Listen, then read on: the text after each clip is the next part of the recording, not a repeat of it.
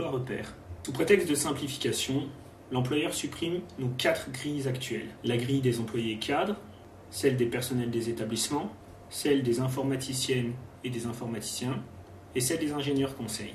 Pour les remplacer, il propose une grille sur 9 niveaux définie par des lettres. Pour l'employeur, un emploi égale un niveau. Concrètement, qu'est-ce que ça signifie pour les salariés ? Pour que vous puissiez identifier votre situation, la CGT vous propose un panel d'emplois repères que l'employeur a positionné sur sa grille. Dans chaque tableau est précisé le libellé de l'emploi, les niveaux sur lesquels les salariés sont positionnés actuellement pour cet emploi, et enfin, la répartition actuelle des salariés dans chaque niveau pour ce même emploi. Dans le niveau A, nous retrouvons les agents de collectivité. Dans le niveau B, nous retrouvons les techniciens de traitement de l'information. Dans le niveau C, nous retrouvons les techniciens conseils d'aide collective d'action sociale, gestionnaires conseils allocataires, techniciens retraite conseil back-office, les vérificateurs législation, contrôleurs prestations, gestionnaires contrôle du risque, les conseillers juridiques, les comptables, les secrétaires, les auxiliaires de puériculture, les préparateurs en pharmacie, les gestionnaires conseils de l'assurance maladie, les gestionnaires du recouvrement.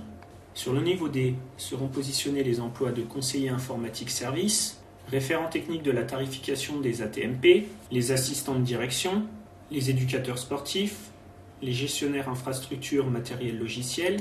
Sur le niveau E, nous retrouverons les contrôleurs allocataires, les audienciers, les orthophonistes, les ergothérapeutes et les formateurs professionnels pour adultes handicapés. Sur le niveau F seront positionnés les emplois de concepteurs-développeurs, inspecteurs du recouvrement, psychologues cliniciens, les responsables d'unité. Sur les niveaux G seront positionnés les emplois de contrôleurs de sécurité, sur le niveau H, les managers de secteur, et sur le niveau I, l'emploi de médecin.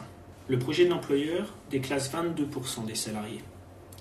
C'est 10 976 employés déclassés qui se retrouvent positionnés au niveau C.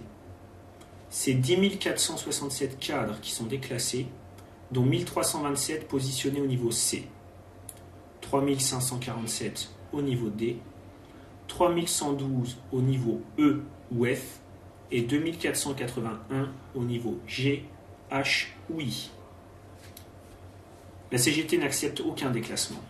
Un niveau d'aujourd'hui doit correspondre à un niveau de demain, quel que soit l'emploi. La CGT, avec sa proposition d'une grille sur 11 niveaux, permet à chacun de ne pas être déclassé.